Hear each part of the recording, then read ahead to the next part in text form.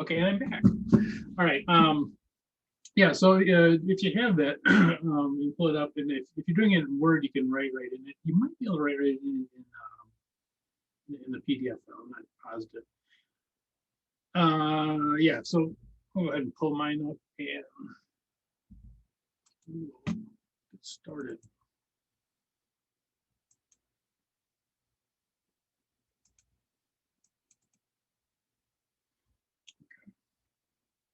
So you should get something that looks like this.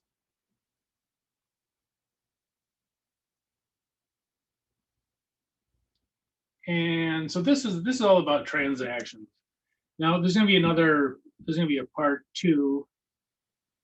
I can't remember if there may be part 3. I think there's a part 2 of the chapter 2 handout. But I think chapter 3 was a different, or part 3 was a different one. But anyway, so we're going to go over transactions, and transactions are when something changes in the company. For instance, in the first one here, they used cash to purchase land. Okay, we're going to see how that changes their balance sheet. So there's like 10 transactions here that we're going to kind of go through and just kind of see what a transaction looks like. And just to give you a heads up, next class, we're going to get into journal entries, which are one of the more confusing things about accounting. If you talk to people who've had accounting, one of the things they'll tell you, the journal entries are, can be difficult, and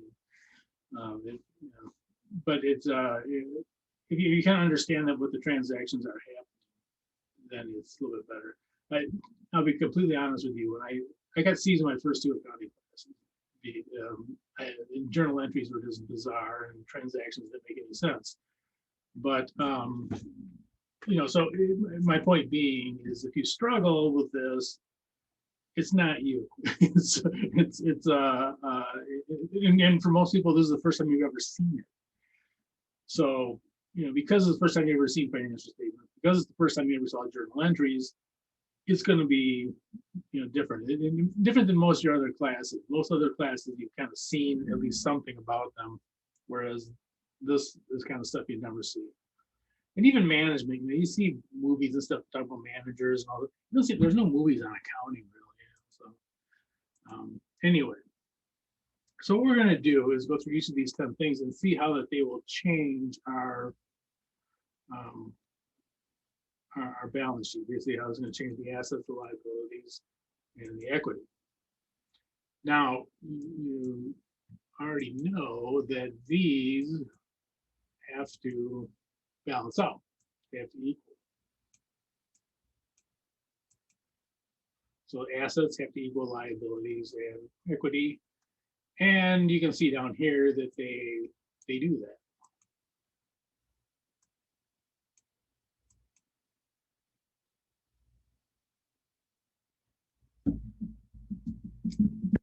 Boy, that font looks weird.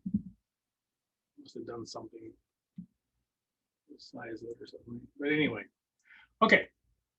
So we're going to go through each of these transactions and see how they will actually change this. How will they change our balance sheet? And this is all we're doing today, by the way, just so you know. Okay, so we used cash, to purchase some land.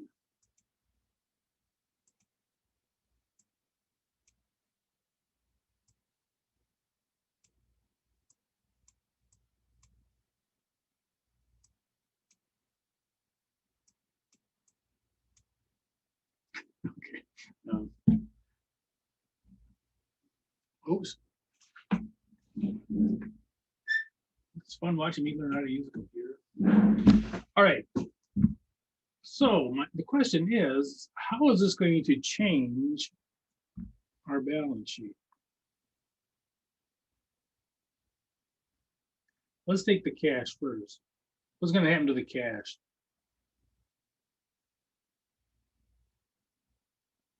Will it go up or down? Goes down. Yeah, it's gonna go. Yeah, they're gonna pay it out. So this is gonna go down. So we really don't have $1,000 of cash. We have 1,000 minus 300, which is what, 700, I think.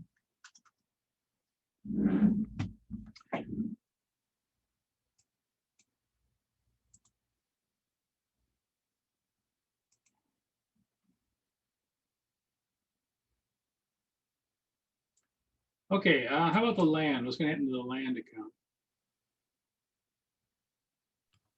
Goes up by. Yep. We now have more land, so.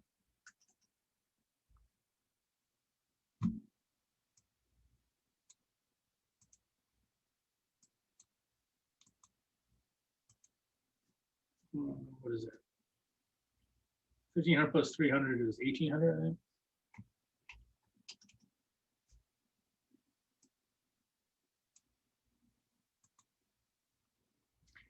Now, you'll notice it doesn't affect every account. In fact, most of the accounts it doesn't impact, right?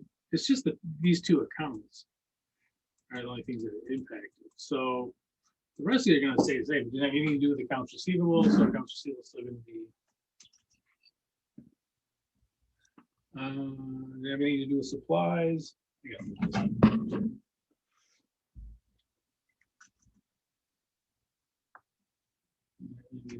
Oops.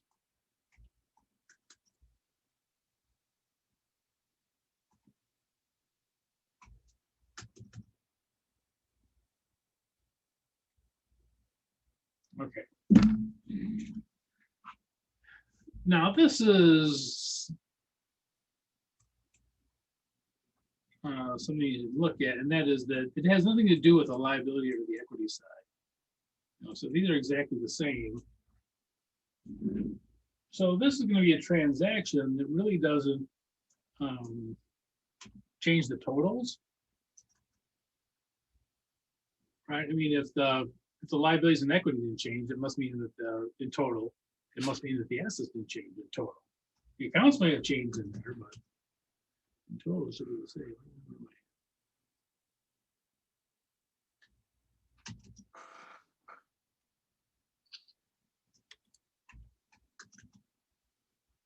Yeah, because those are exactly the same, this will be exactly.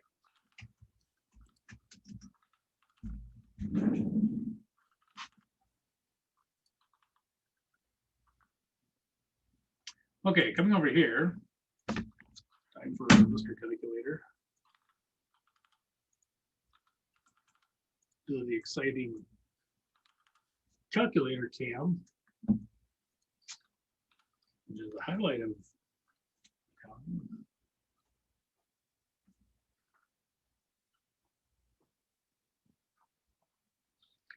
take a Band-Aid off. My hands are all gunky because I was literally digging a ditch today. It's just as much fun as you'd think. Okay, so oops.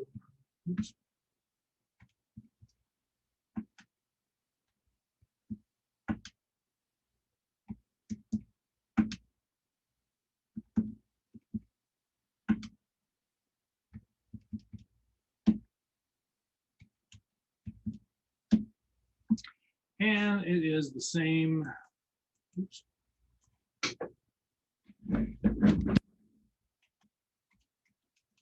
And you kind of expect that because both of these are in the same, they're both assets. It's just your assets aren't any different. Just one, you traded one asset for another.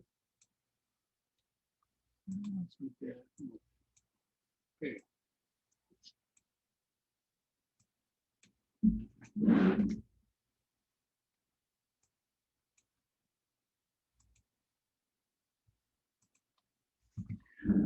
So this is one that yeah, I think it's happening on the asset side. Question on that? So this is what we're going to learn is recording these transactions. How do we record these transactions? Okay, let's go to the second one here is very similar to the first one. So what are we going to have to do for the transaction for this one?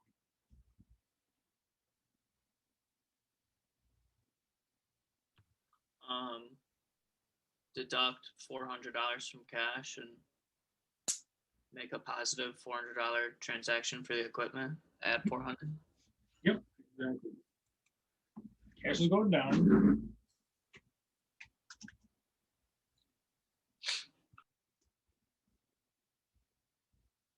The equipment's going up.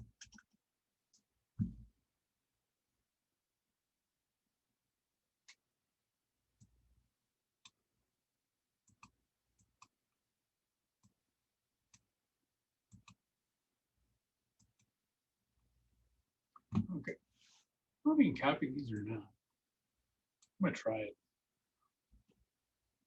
This might group up if it does. Hey, look at that. Well, that's a time saver. Okay, so the cash will not be 1,300. It'll be what, 900? So the cash went down to 900. And this cash went up to 46. Indeed.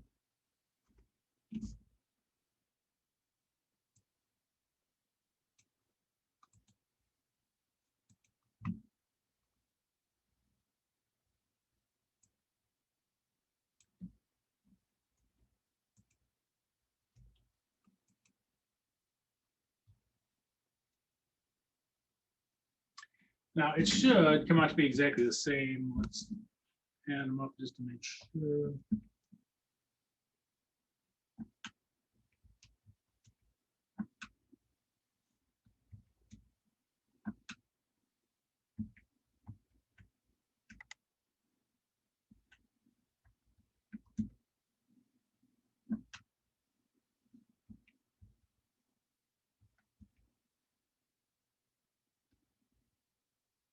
Yep.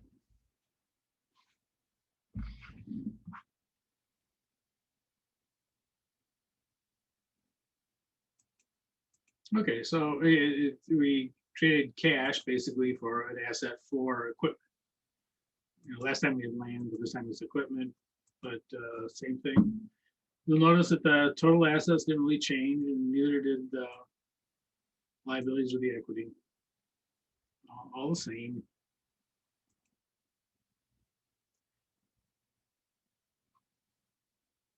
Okay, let's go down to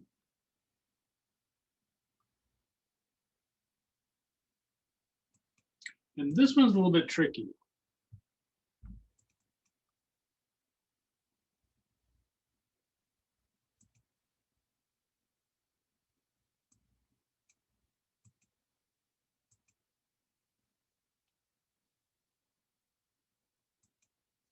Okay, so let's take the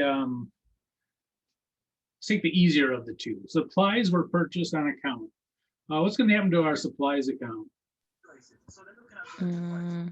Is it gonna go up? Yep. We now have more supplies, right? We get $200 more supplies. And this next part is the trickiest of all. So it's on account. We haven't paid it yet.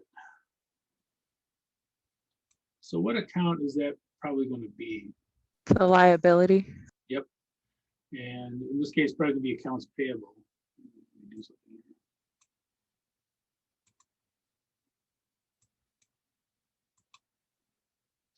Okay, now here's the tricky part. So accounts payable that's what we owe other people. So is this account going to go up or down? Up. Well, that's gonna go up. Yep, perfect. Most people miss that one. Very good. So this is, in other words, we owe more now. We used to owe 1380, now we owe 1380 plus 200. What's that? 1580. Okay, so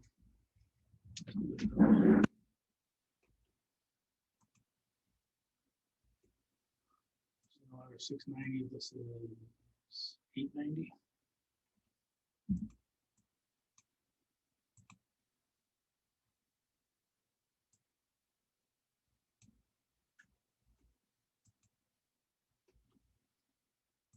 $1380 is 1580.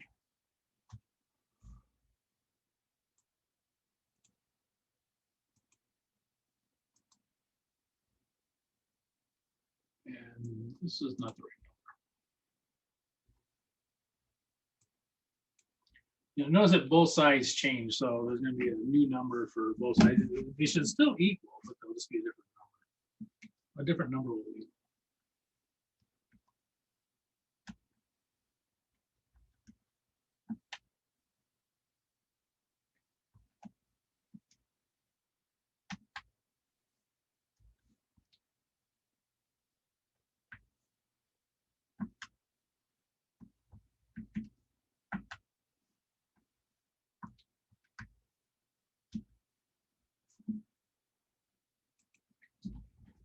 Okay, 1380.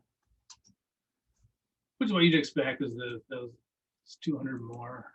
So 1280 plus 200 would be that. And it should come out to be the same thing over here.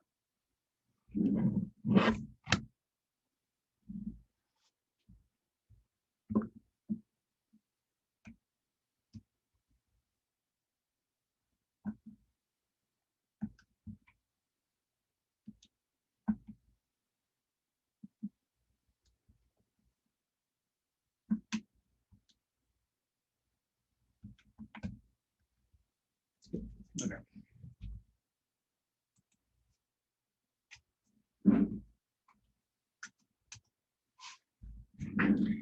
Okay, so these are the new balances, but you'll notice that they still equal.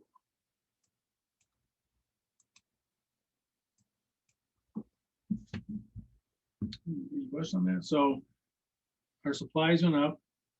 We have more assets, but also our liabilities went up. We owe more people because of this.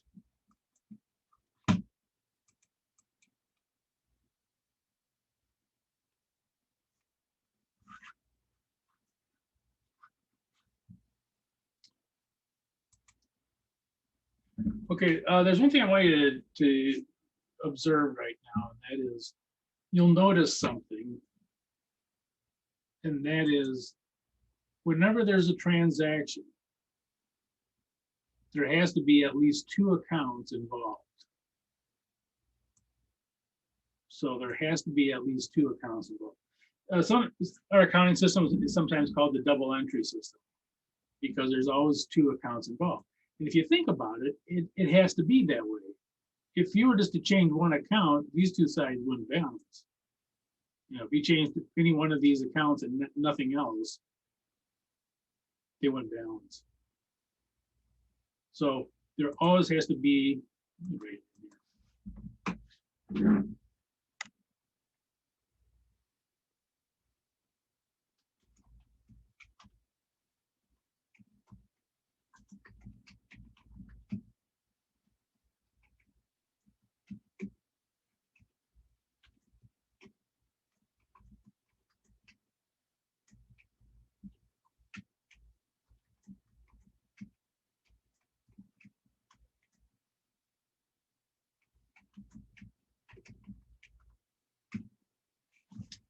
Okay, so for transactions, there always has to be,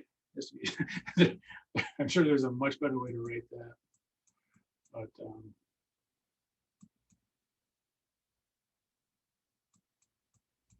let me pick my thing. I'm gonna do something.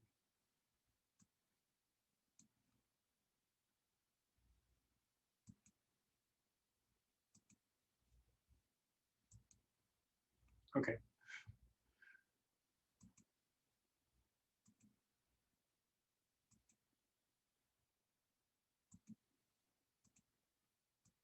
So there always has to be at least 2 accounts.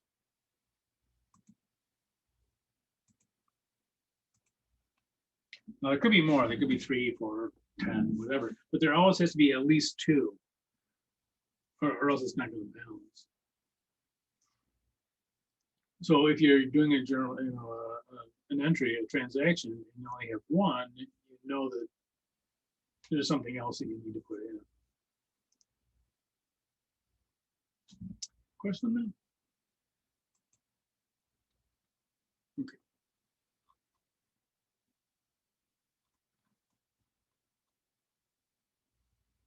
Speaking of more than 1 account, Purchased a building and land using a $3,000 mortgage.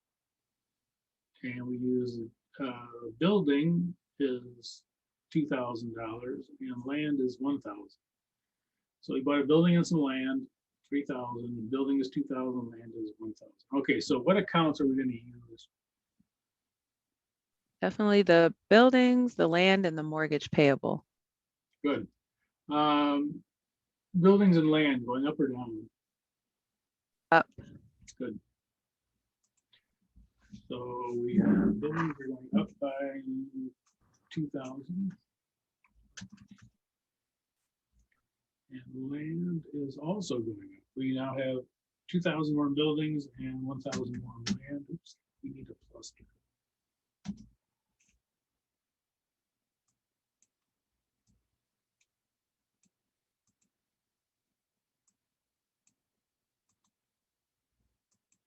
And how about the mortgage payable? Plus or minus? Plus. And even if you didn't really know which way it was going to go, you'd kind of know by looking at the balance sheet, right? If we have two pluses over here, right? I mean, then obviously something has to be plus on this other side too. But yes, it is plus. We do owe more now. We owe $3,000.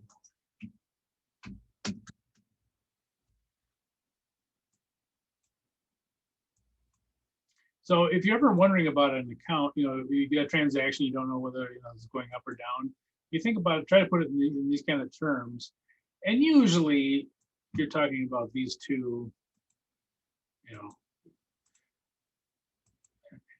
equity stuff doesn't happen that often. And in our problems, it happens quite a bit, but in real life, not really so much. So if you run into a transaction, if you kind of put it in these terms, you know, this assets and liabilities that if, this side goes up, then this side has to go up, or this side goes up and this side has to go down on something. It has to balance, basically. Okay. I'll make the bottom there.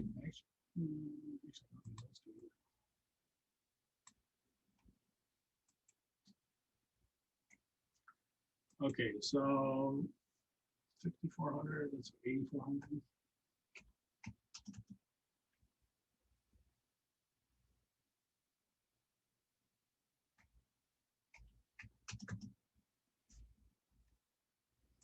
And coming over here.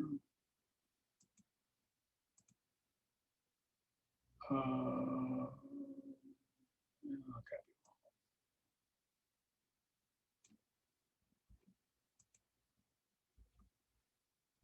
Okay, this one is 7,800.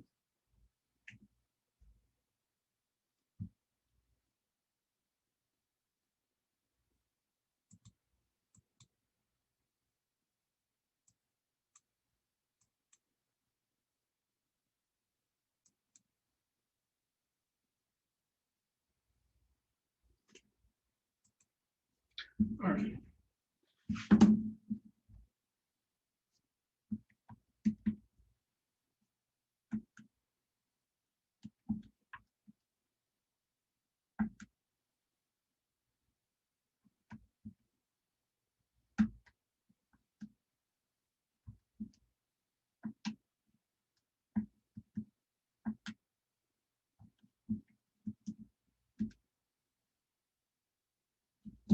$20,290, which is what you'd expect. If you had 3,000 to go to that, so it should be the same over here.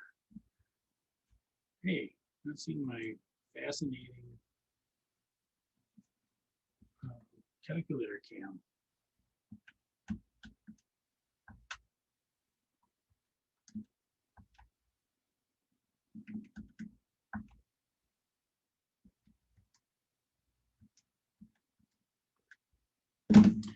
And they do.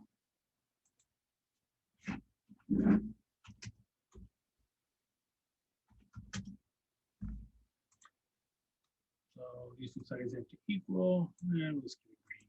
And they do.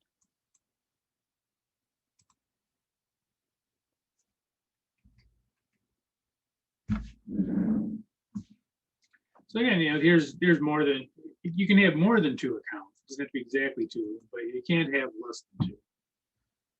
So you have to have at least 2. In this case, we have 3.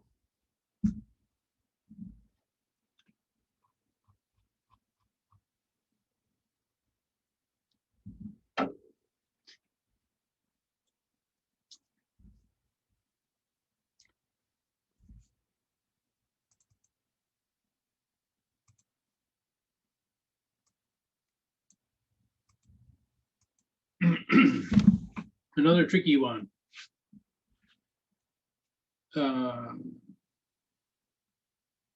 What is going to happen to the cash account? It's gonna go up. Yes. Yeah, we borrowed the money, so it's going to increase the amount of cash we have. Now, it is true we have to pay it back, and we're going to put that on the other side in a second.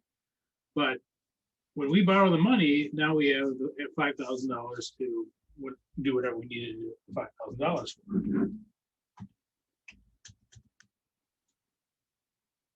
Okay, so that's gonna be a plus. And the mortgage payable. It's also gonna go up. Yeah, we owe more. We no longer owe 6,300. We owe 6,300 plus this 5,000 that we just borrowed. Oops, that should be a plus. I'm sorry. Put that in there. There we go.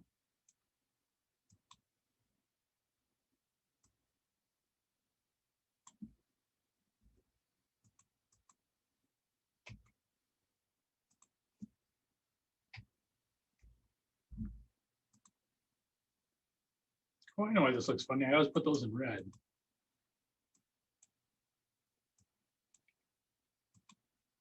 And these are I'm making a mess out of this.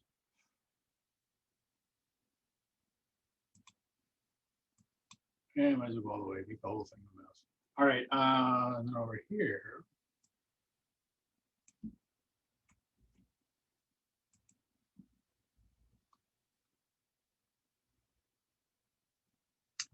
Uh, 6,300 plus 5,000 is 11,300.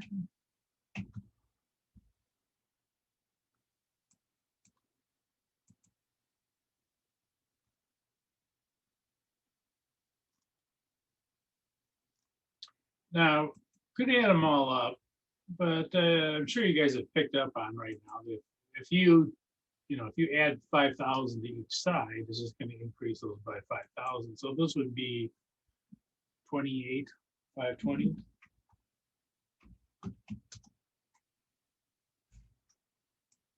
There's nothing wrong with adding them up. You could add them up. But you could also just think, okay, if there's plus 5,000, you can write that in here if you want.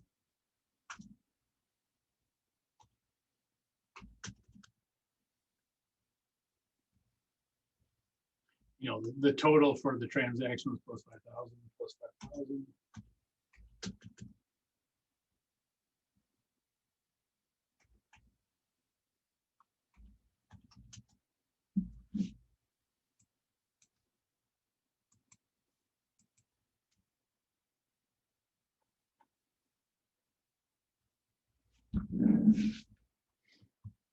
Okay. These seeing that off here. Oops, no. Okay.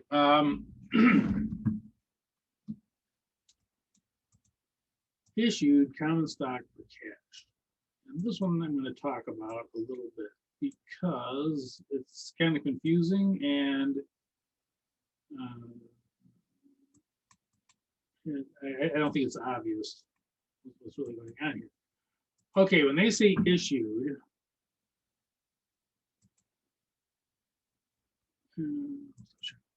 when they say issued, like they issued stock, that means that they sold it. So if they issued stock, they sold stock. Now, when you sell something, someone gives you cash and you give them whatever they bought. In this case, stock. They bought ownership in the place. So someone probably came along and said, hey, can I invest in your business? And you say, yeah, fine. And they give you $4,000 and you give them stock certificates for the $4,000. So this, when they say issued, what they really mean is being sold. So issued means sold. So if they issued stock, they sold it. And I know that it's kind of,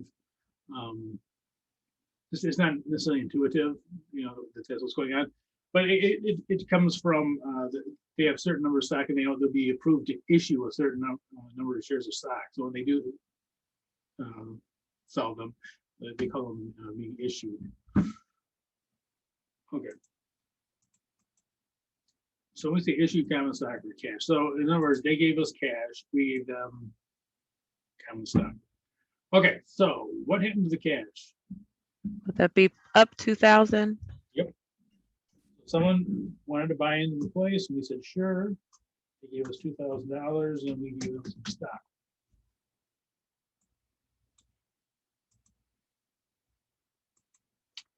Okay, now this is where it also gets a little bit confusing in that, so here's our common stock account.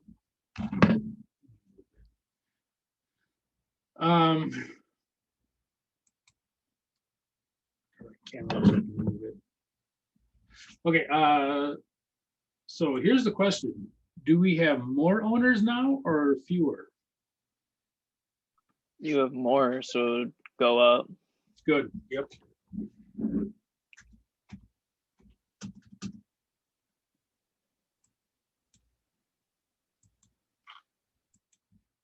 Okay, so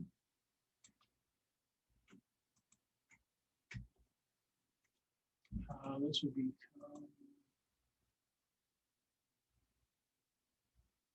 3,000 something.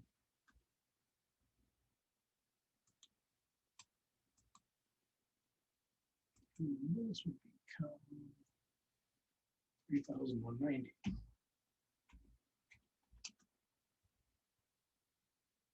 Oh, wait a minute. No, I'm confused. I'll change it.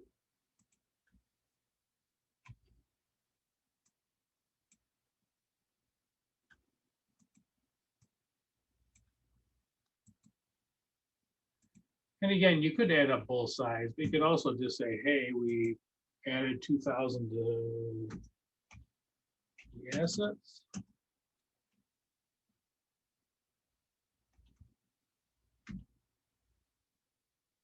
And there's absolutely nothing wrong with adding them up. That's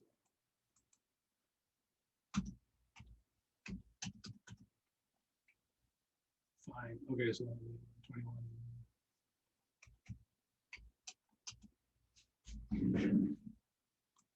So these would be the new and the new totals for those.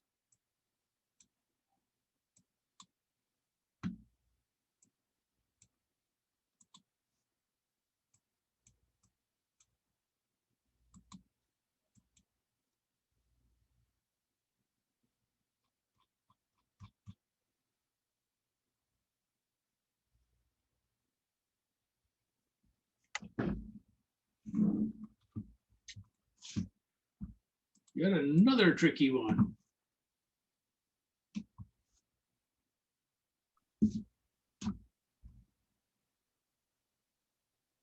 Received cash from a customer previously billed. So we billed a customer.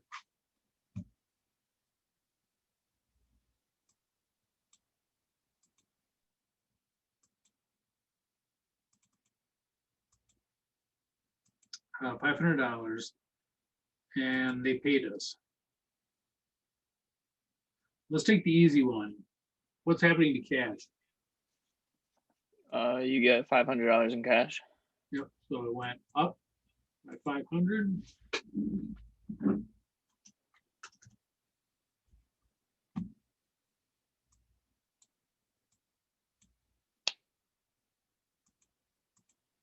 And what would be on the other side? What would be the other account, do you think?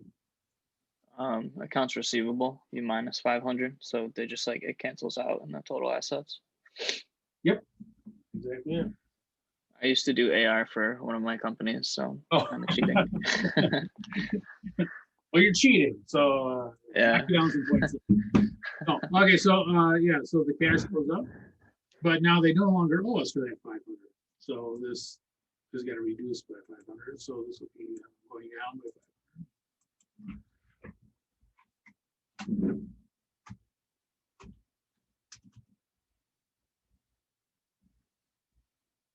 And 16.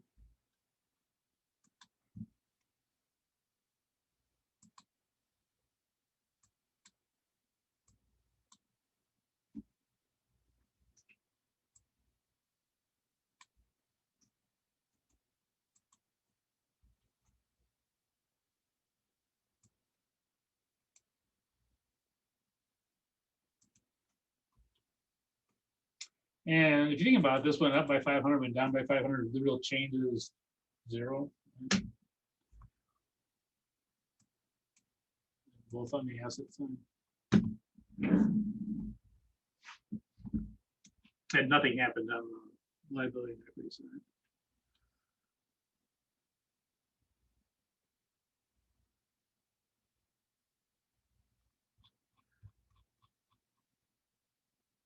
Number 8 is exactly the same. It's just another way of saying it. I think I put that in there because the book, I think, uses the terminology. But customer paid cash towards their account.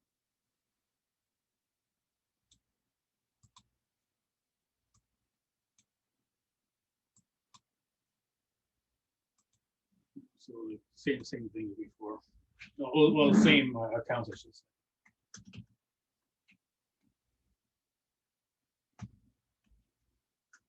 And then some of these account, I show you these transactions. And, transactions like this happen every single day. Whereas transactions like this, selling stock, number 6, happen probably fairly infrequently, unless it's a publicly traded company or something, large company. But transactions like this, where you bill customers, you receive cash, those are just the daily occurrence. Did I do that right? Hold on, I don't think I did this right. Yeah, I did. Okay, so let's do math under. So now they no longer owe us 800, they owe us 700 because 100 was paid.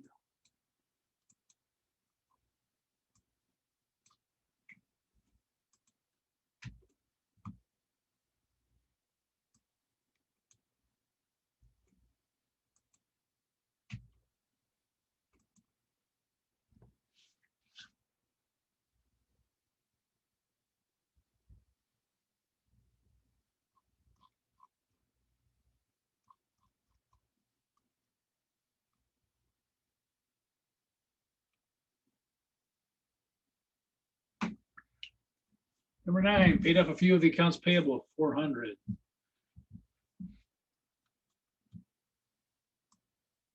What accounts are we going to use? Cash and accounts payable. Good. Cash going up or down? Down. Same thing for accounts payable. Yep.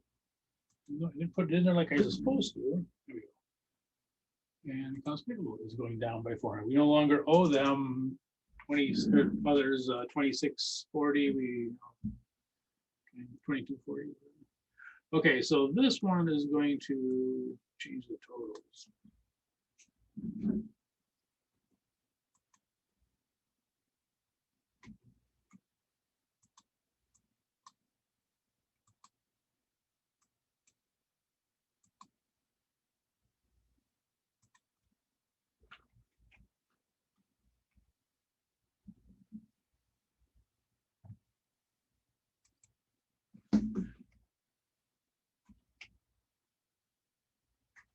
So, and again, we owe them less money now. We owe them 2240. So both sides are going down.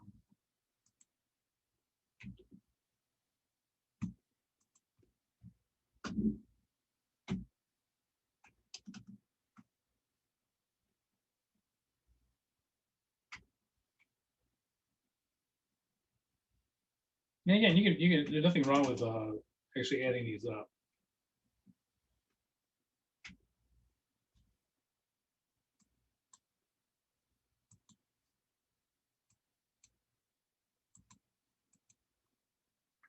Again, both sides are in balance.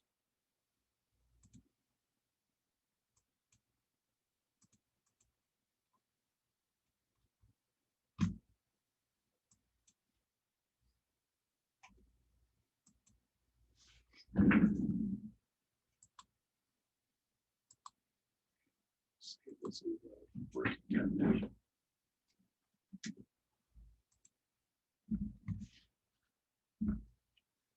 Okay.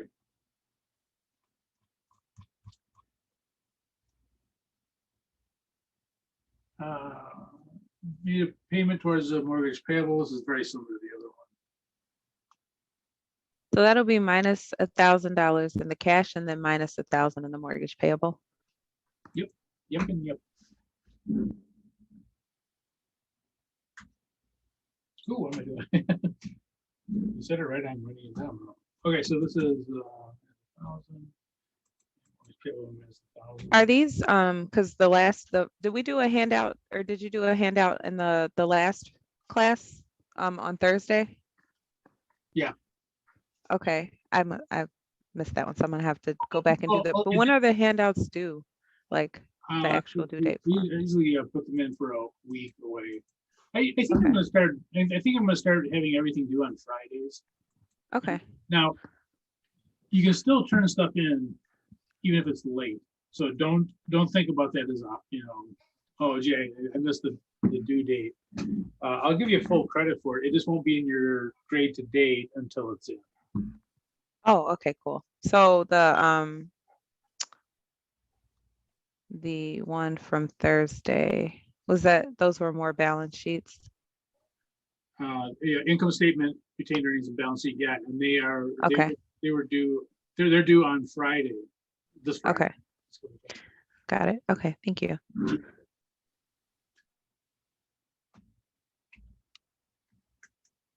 Whoa.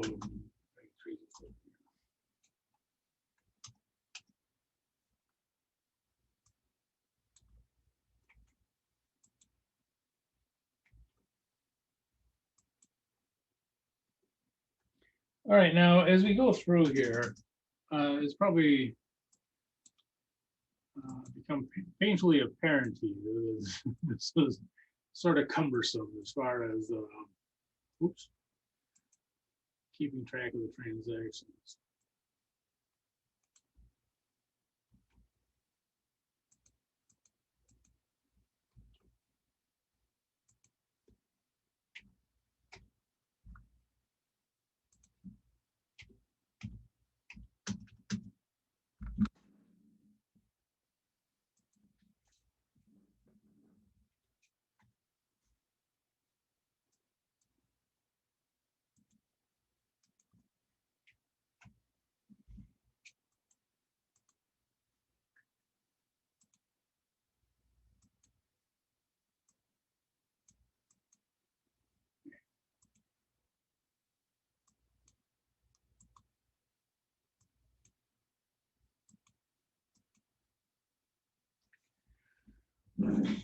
Yeah, so kind of looking at this, and let me.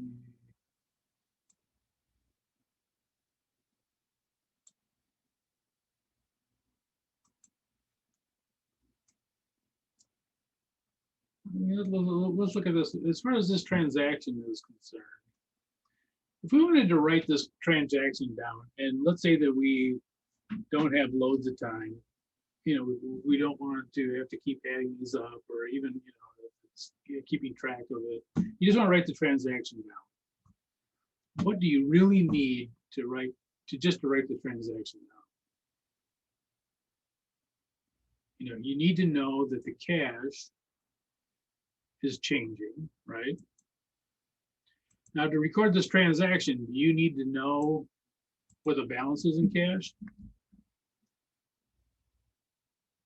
Not really. I mean, if you pay $1,000, you paid $1,000. I mean, it's not going to.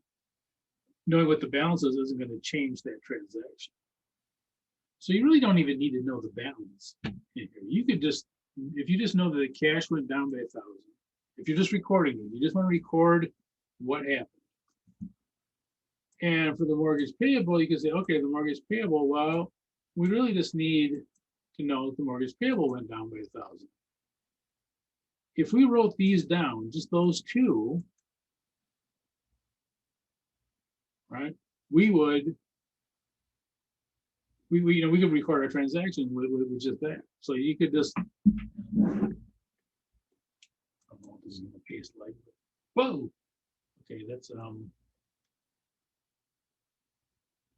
what I wanted. Okay, so you could just do this, right? I mean, you could just say, okay, cash.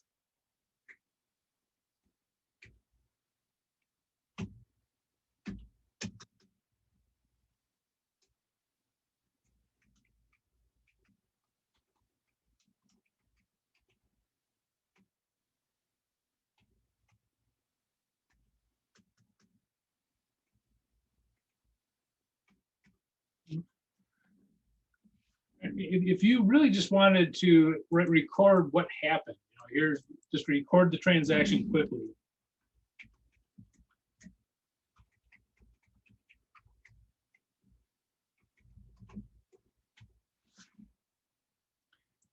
You know, this is all you really need to do, right? So yeah, our cash went down and our mortgage payable. And somebody reading that, if they kind of knew your shorthand, they would say, oh, it looks like we paid out cash, we paid off some of our mortgage payable. This could replace all of, you know, this whole thing. So if you just wanted to write down quickly, what was the transaction that happened? I got stuff I got to do. I just want to write this down quickly. You can just write it down like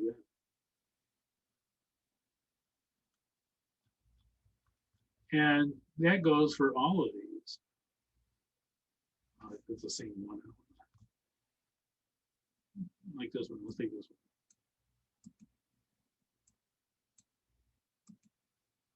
You know, if you want to write that down quickly, you could just say, okay, cash.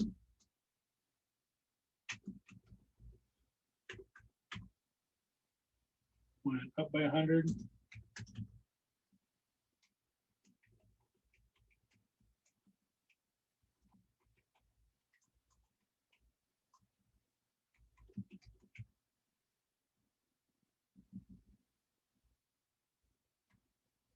You don't write down too fast that you don't write them down correctly. But anyway, you know, instead of doing all this stuff, you could just say, okay, you know, here's the transaction. And if someone was familiar with your shorthand, you could say, oh, you received cash and we just received it from a customer that we already had for 100.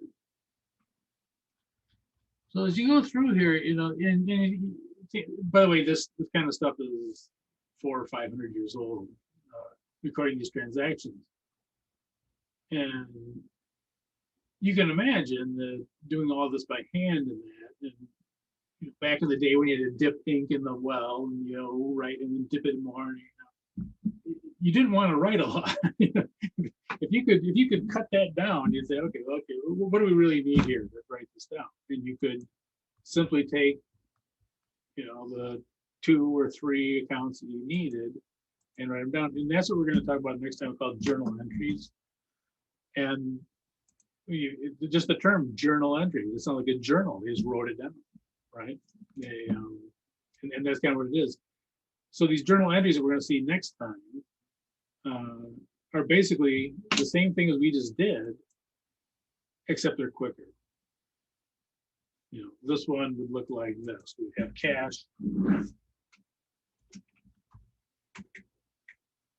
We're just going to take the accounts that we need.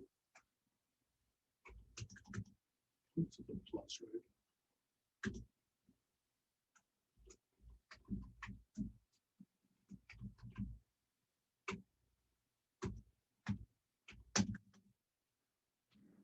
We write that down and we're done with it. We don't need it. We don't need any of this other stuff. We don't need that. This is all we need for our transaction. So that's what we're gonna kind of do next time. And then, you know, this is kind of the setup to it. And you'll notice too that if you had a bunch of transactions, let's say that you had 10 transactions, well, this would be a mess, right? I mean, if you had to do, you know, 10 transactions, 7 of them had to do with cash, you have 7, you know, it'd be a complete mess. Whereas if something like this, you know, you could do this 7 times easily, right? I mean, you know, there's no limit to how many transactions you can just write down if you're just going to write them down, you know, like that. So that's what we're going to do next time. Any questions on the transactions themselves, though?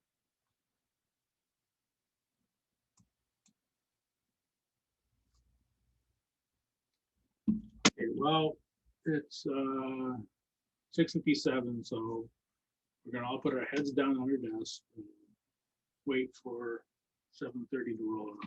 No, we're not. So that'll be it for today. There will be a drop for this. There'll be a submit thing for this handout, chapter 2, part 1. It will not be due until next Friday, which is. By the way, you can turn them in early. You don't have to wait until the 18th, so about 10 days away. Questions? Okay, well, if there are no questions, we'll call it a class. And I will see you guys tomorrow. And tomorrow,